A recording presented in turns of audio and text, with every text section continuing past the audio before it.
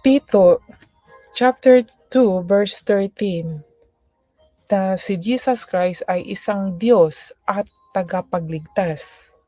Dahil sinabi dito, habang hinihintay natin ang napakagandang pag-asa na walang iba kundi ang maluwalhating pagbabalik ng ating dakilang Diyos at tagapagligtas na si Hesukristo. Hindi po ito dalawa, mga kaibigan. Diyos at tagapagligtas. Sa Lumang Tipan, sa Old Testament, ang Diyos po ay tagapagligtas. At dito, si Jesus Christ sa New Testament ay tagapagligtas. At sinabi dito na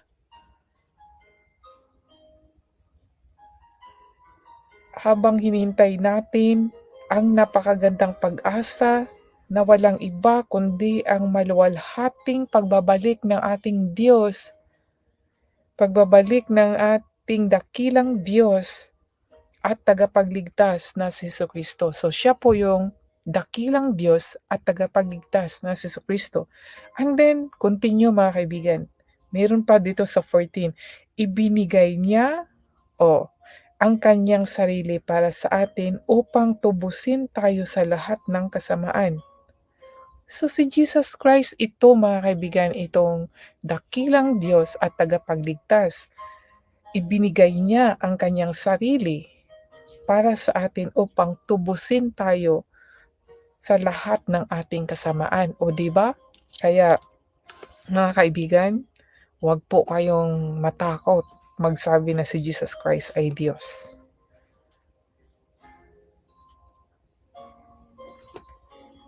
Praise God. At meron tayong natutunan dito.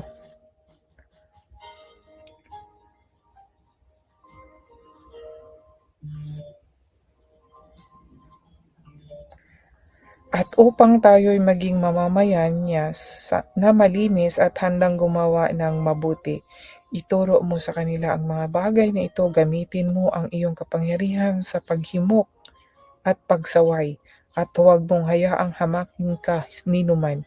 Kaya pag may sarili tayong pangunawa mismo mga kaibigan, tayo mismo ay nakakaunawa sa salita ng Diyos, ay pwede po tayong magsaway. Halimbawa, sabihin meron kasi iba na nagsasabi na si Jesus Christ ay tao lamang, siya ay Panginoon ngunit tao lamang at hindi Diyos. At dito klaro po sa Tito na though meron po tayong mababasa din po sa John, pero hindi po kasi klaro yung pagsabi ni Jesus Christ kasi parables kasi siya pag nagsasalita, yung patalinghaga, kaya hindi po talaga siya maunawaan doon sa mga taong bulag pa spiritually, no? Kaya yung mga salita niya. Pero dito po sa sinabi ni Pablo, confirmation na si Jesus Christ ay Diyos at tagapagligtas at siya yung nagbibigay ng kanyang sariling buhay para po sa ating mga kasalanan, para po mapawalang sala po tayo, no? Sa pamagitan ng kanyang dugo. Yun po ang maglilinis. Hindi po yung dugo na talagang mga kaibigan na ibubuhos sa atin. Spiritual na po yun. Kung atin po alam yung ibig sabihin ng dugo, ay maunawaan mo bakit ganon yung mga message. Si blood is a symbol of Holy Spirit din po yan. Marami kasing symbol ang Holy Spirit Pwede siya sa clouds, pwede siya sa water, fire, and so on, kahit sa wind. Marami pong symbol ang Holy Spirit po mga kaibigan. Kaya kailangan din po natin maunawaan, no? Ang tungkol po sa mga symbol po in spiritual word. Mga ibig sabihin po mga kaibigan. Para maunawaan din natin.